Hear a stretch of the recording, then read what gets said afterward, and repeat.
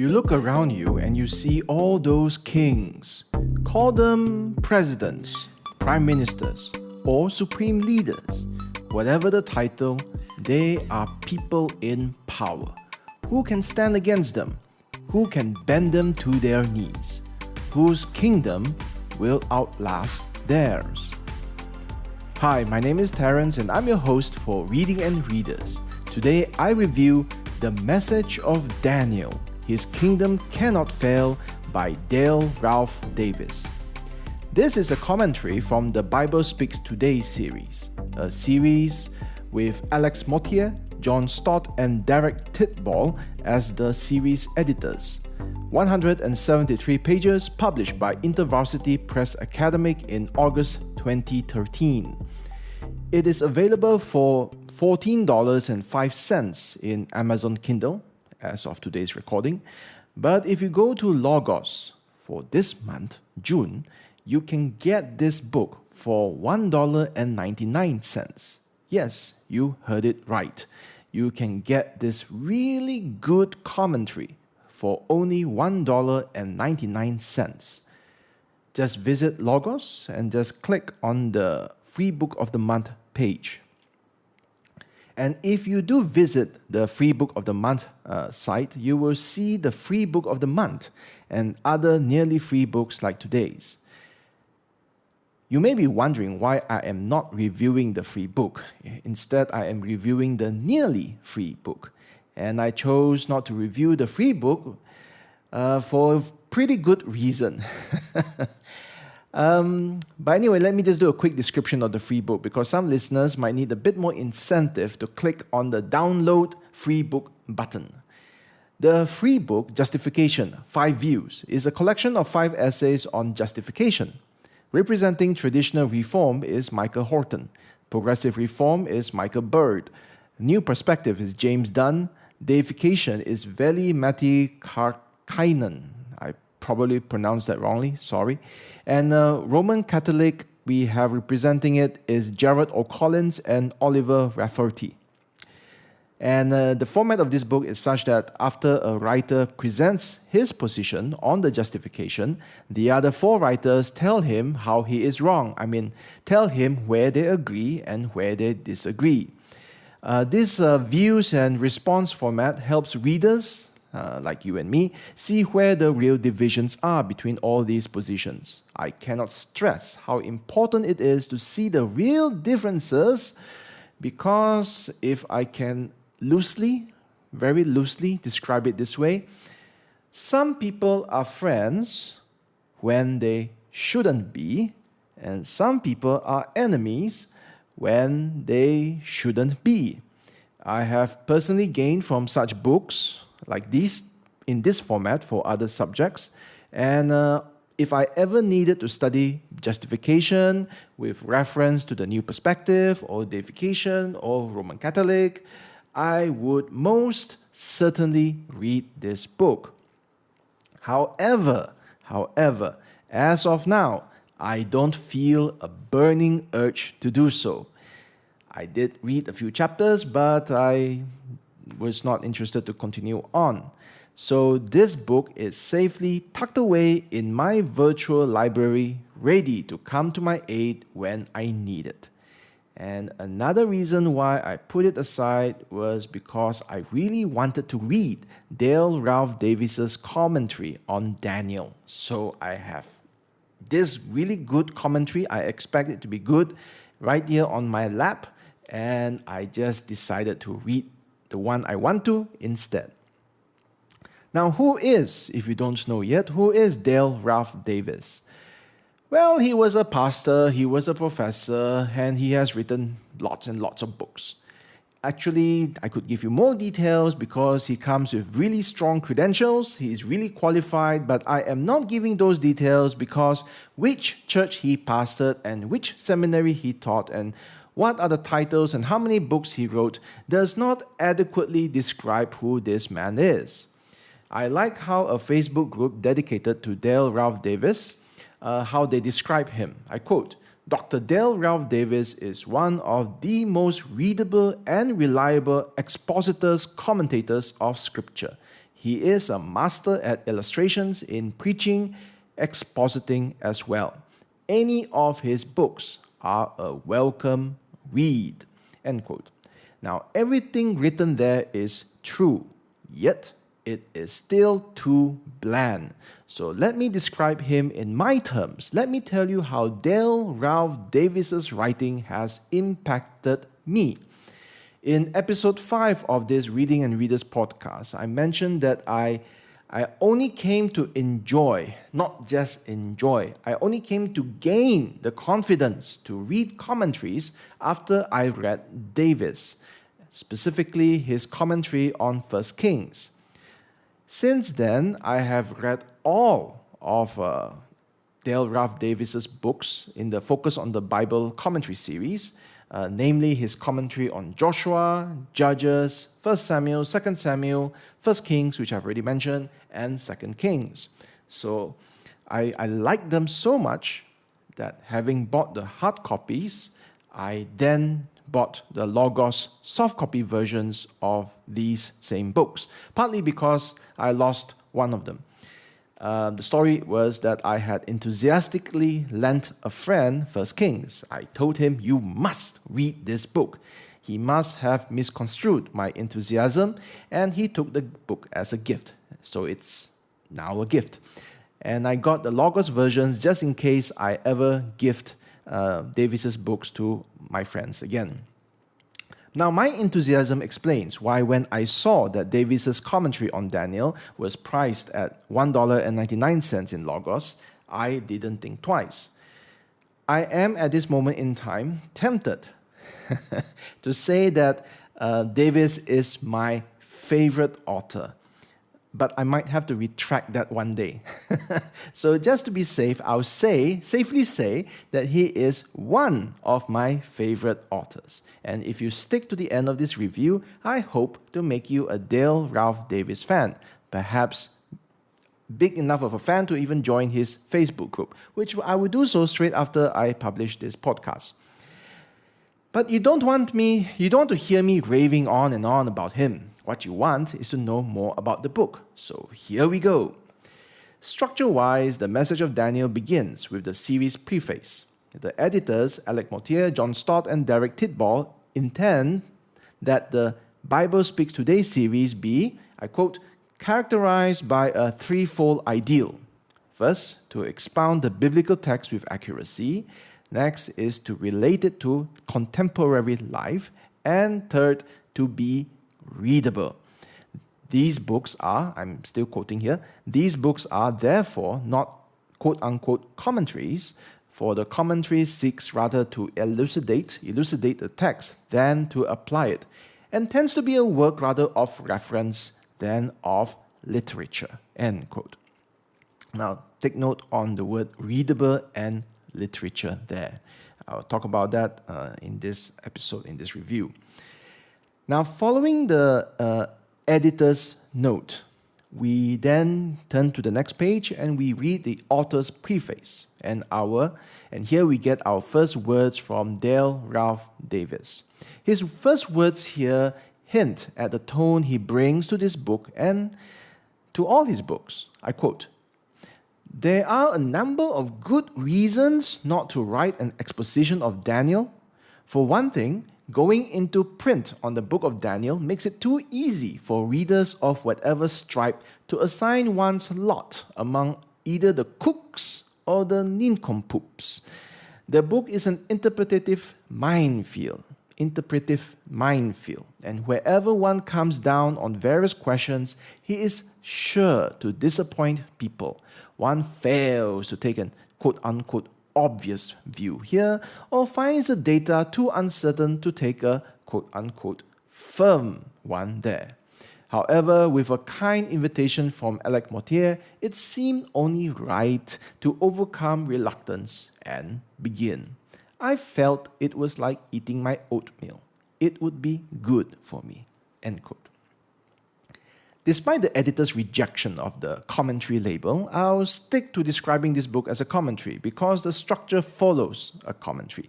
We have 14 chapters that track the 12 chapters in the book of Daniel. Now, speaking of structure, It was Davis who taught me so many years ago to appreciate the literary structure of a biblical book.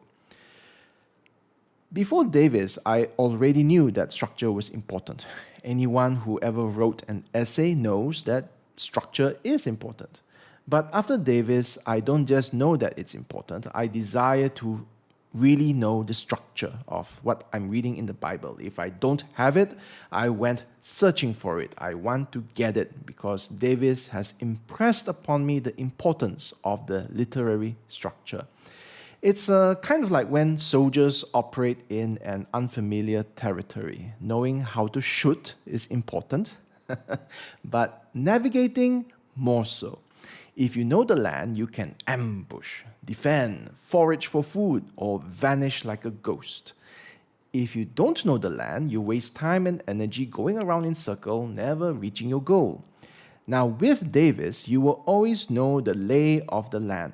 In the introduction, Davis shares the big structure, the big bird's eye view of the book of Daniel.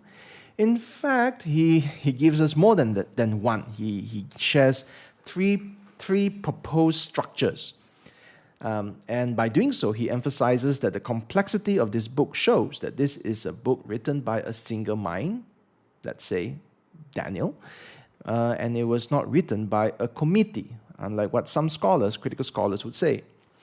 Now, I must also admit, and concede that every commentary will give you a structure. Every commentary will give you an outline of the book that is under study and an outline of the various chapters and passages inside. But Davis is, unique, interesting in the way that he uses all sorts of tricks to get you to turn your eyes to see the structure that is right in front of you. For example, in chapter 2 of his book, he starts, I quote, "Most of us probably try to avoid beginning a sentence with a conjunction. And I don't know exactly why. Maybe someone along the way has told us it is bad form." End quote. In this paragraph, which marks the beginning of chapter 2 of his book, he explains the significance of the conjunction, which is the word "and" in the Hebrew text. And notably, he started here 5 sentences with a conjunction. But perhaps that humor is a bit too subtle and perhaps too nerdy for most of us. The point I'm trying to make over here is that he draws our attention to a literature feature, a literary feature, and he enjoys wordplay, which is why I think that he is such a fun guy to read. And let's look at other ways that he brings out the structure, So in chapter 2 of this commentary, which directly corresponds to chapter 2 of Daniel, and in this chapter we have King Nebuchadnezzar. He has dreamt a dream, he has challenged his wise men and court magicians to tell him what he had dreamt. And Daniel appears to rescue the day. And all glory goes not to Daniel, but to God. Now, if you think that you are familiar with this story, or any of the stories in Daniel, you've been to Sunday school, you have read it, it is interesting. Wait until Davis reveals the structure. In chapter 2, for example, he writes, I quote, "We can break down chapter 2 into broad chunks," and then he breaks it down. And then after he breaks it down, we see that the focus is not the wisdom or bravery or even the prayer life of Daniel. It's not even the humiliation of Nebuchadnezzar, how he exalts God at the end. The focus, as Davis shows us, is actually on verse 28. He tells us, and let me just read a portion of verse 28, "There is a God in heaven who reveals mysteries." So the focus of this section is actually the God who reveals mysteries. What mysteries, you ask? Now, where would be the fun in hearing it from me when you can read Davis's book for yourself? But suffice to say, there are several mysteries in the book of Daniel, and if I was to spend my time just telling you about them, we would not be able to finish this podcast. Davis makes you a better Bible reader, all right, by showing you the quote-unquote secret structure. It is not a secret. It's there in front of you. It's just that you never notice it that way before. Again, I give you another example. In chapter 4, he writes, I quote, "Tracing the literary shape will help mentally organize a fairly long narrative. It develops like this." And then he develops the outline, after which you better understand the text. In chapter 8, he writes, I quote, "The overall breakdown of the chapter is rather straightforward. It tells of Daniel's vision, and then he breaks it down for us in a straightforward manner. And we thank him for it." The way I can describe what Davis is doing is that you know how great artists, how they understand anatomy? They understand how the body is structured more so than doctors. They have to in order to paint, to sculpture, and write Bible commentaries. What Davis does with the anatomy of the text is, oh, am I stretching it? It's a work of art. But not highbrow art, like those abstract painting which you don't understand what's going on. It is very much like a work of art where you actually see things that you didn't know was there. But it's right under your nose. Under his skillful hands, under his very skillful writing, the structure is outlined, and it doesn't just become a practical necessity. I mean, necessity in the sense that we need it for us to navigate the text. It becomes a map of beauty. A beautiful map, those treasure maps, and then it's not just a very practical map, all right? So it's a functional map. It is also an exquisite, a thing of beauty. And it's not coming out of Davis's writing so much, but he does present the biblical text and its structure. And he tells us what the writer had in mind when he wrote it. Okay, so he gives us what this chapter means and how this chapter links to every other chapter to tell us how does the whole book hold together. And this is all part of the writer's intention, the original writer's intention, Daniel's intention. Which brings me to my next point. Mature Christians will rightly tell you that it's important to know what is the writer's intended meaning for the text. That is basic hermeneutics or biblical interpretation. Davis demonstrates it for us. Now, let me share an extensive quote that gives you a pretty good idea of how Davis brings you into the biblical writer's mind.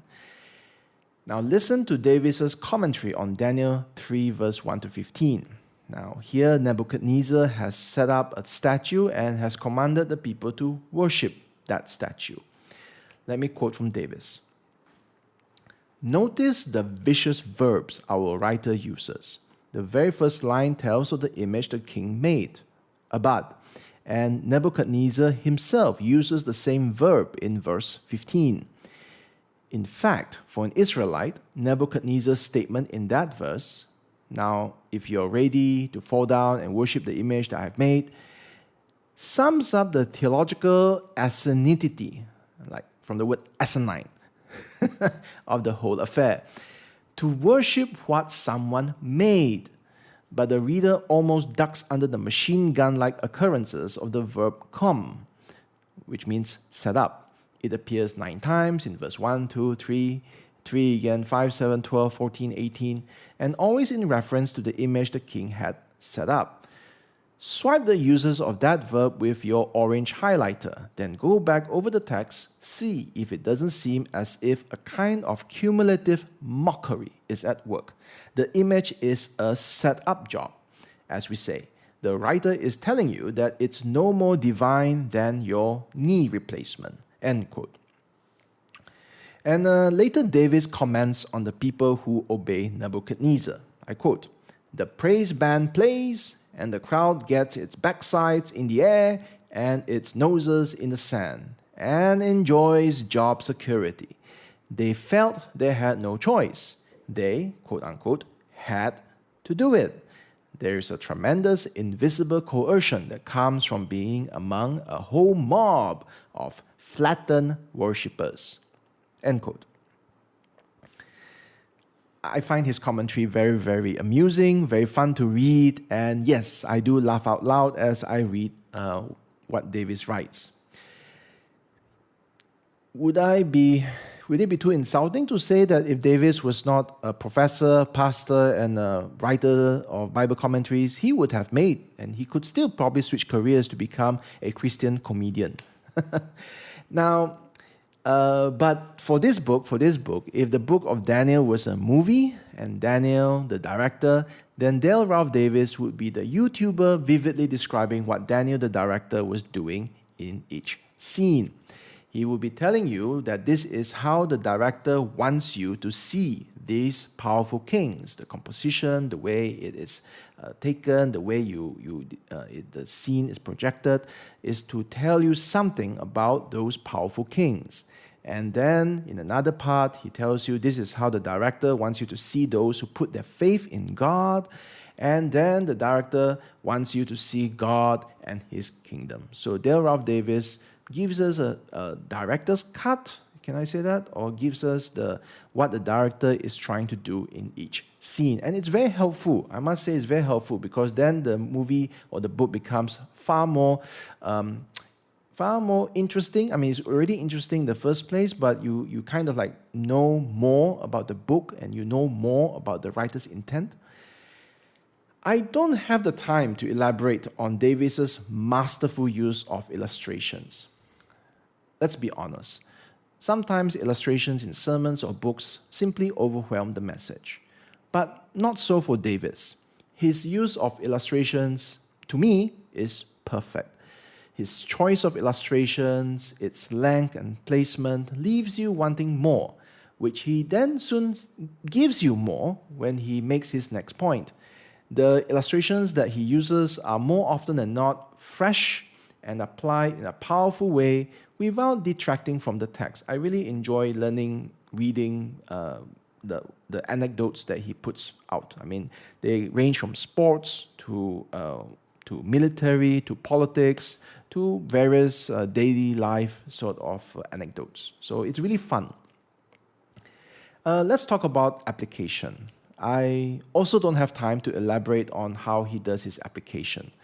Now, as readers, we perhaps self-centeredly, we naturally look for what do I get out of the text, give me something that I can apply in my daily life. I think that is what most people, as they hear sermons or read books, that's what you automatically default to.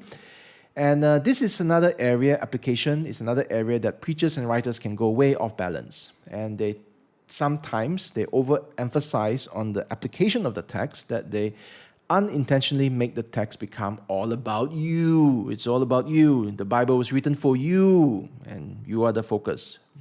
Now, in comparison, listen to how Davis tells us how to apply the text. As an example, I draw from his commentary on Daniel 6, which is Daniel's prayer. And let me quote, "Kneeling in prayer is not a matter of indifference. It reminds you of your true position. It's as if you say, I am a servant. He is the king. I do not live in a democracy, but under a monarchy. He is not my errand boy. I never present my demands. I am always a beggar at the throne of grace. And though it is a throne of grace, I never forget it is a throne." End quote. Now, having said very wonderful things about his illustrations and also how he uses application, the most praiseworthy quality of Davis's writing is, now, before I tell you, let me remind you of the editor's intention for the Bible Speaks Today series. Okay, let me remind you. The series, according to them, is meant to be characterized by a threefold ideal: to expound the biblical text with accuracy, to relate it to contemporary life, and to be readable. That's it. Dale Ralph Davis's book is immensely readable. Now, take note that John Stott is one of the editors. I love John Stott. John Stott is very readable. But to me, and this is a matter of preference, so feel free to disagree. To me, John Stott is readable, but Dale Ralph Davis is more readable. If you are a John Stott fan, I imagine you rushing to object and rushing to protect John Stott's honor, and you will insist that I explain how I make the comparison. Now, I did not read all of their books, okay? I did not. However, I have read only two of John Stott's commentaries in this series, in the Bible Speaks Today series. I've read his commentary on the Sermon on the Mount and his commentary on Galatians. So when I compare two of John Stott's books against one of Dale Ralph Davis's books, which is the commentary on Daniel, now all of these books are in the same commentary series. And I found that I like reading Davis. What I'm about to say next might get me into trouble, but never mind. John Stott is the guy you bring to impress your professors, while Dale Ralph Davis is the guy you bring to impress your friends. I don't think that Stott intended for anyone to laugh out loud while reading his commentary, but I know Davis did. And you will, I hope, laugh out loud as you read what Davis writes in all his writings, okay? Not just Daniel, but all the other writings. Now, the careful listener will notice that I have made much of Davis's writing, but come on, what about the content? I mean, tell me about Daniel. I mean, what I've just said actually applies to all of what Davis wrote elsewhere, but I'm just taking examples from this book. So, but how about just assessing the content itself? Now, very importantly, the Bible Speaks Today series is not a reference series. The editors have made that clear. And let's talk about Daniel. You know all the Daniel stories? Through Davis, you will understand how all those stories are linked together. You will see that they are not random stories collected into an anthology. The writer has an order, he has a structure in place to drive a specific theme, which is God's kingdom. And how about Daniel's visions? The statue, the tree, beast, horns, the ram, the goat, more horns. Davis doesn't exhaustively go through the many possible interpretations. Okay, let's get that straight. He doesn't have the space, and he says so. He just gives us his interpretation and defends it on the basis of the text. And I think I agree. I'm not an expert on Daniel, but I've read a few commentaries when I was preparing to preach on Daniel, and I think basically I am in the same place as Davis over here, and that was before I read this commentary. So yeah, so I'm happy that I'm in agreement with Davis. But let's talk about the really, really tricky passages, like the interpretation of Daniel 9 verse 24 to 27. If you flip through your Bible, you'll see that this is the one on the 70 weeks. All sorts of debates on these 4 verses. And Davis dedicates a whole chapter on these 4 verses. But in the end, pun intended, in the end, that may not satisfy the professional doomsday student. And my advice to you is go read a different book. This is not the book you are looking for. Davis will not go through exhaustively all the various interpretations of Daniel 9, verse 24 to 27. There are other books. You can look at Tanner. You can look at a more technical commentary that will do a good job in explaining 70 weeks. But let me move away from 70 weeks. And if you don't know about it, well, you can just go and read through it. But let me tell you one thing, okay? One important thing. If you are an average Joe who wants to understand the book of Daniel, what you really need is for someone to explain one chapter. And that one chapter is chapter 11. I say this because the average Joe already understands the story of Nebuchadnezzar's dream, the story of Shadrach, Meshach, and Abednego, Daniel in the lion's den, the spooky writing on the wall, and so on. You already know those stories. Dale Ralph Davis will help you fill the gaps and connect all those stories together. Okay, it makes sense of the whole story as a collection. As for the visions of the beast, the horns, the ram, the goats, and so on, do you want to know what they mean? Of course you do. The images are so fantastical, it's just natural that anyone would want to know what the beast and the horns and the ram and the goat represent. Nobody needs to make an effort to make you interested in understanding those visions. So you're very easily incentivized to find out. And that's the difference with chapter 11. Chapter 11 is difficult to understand.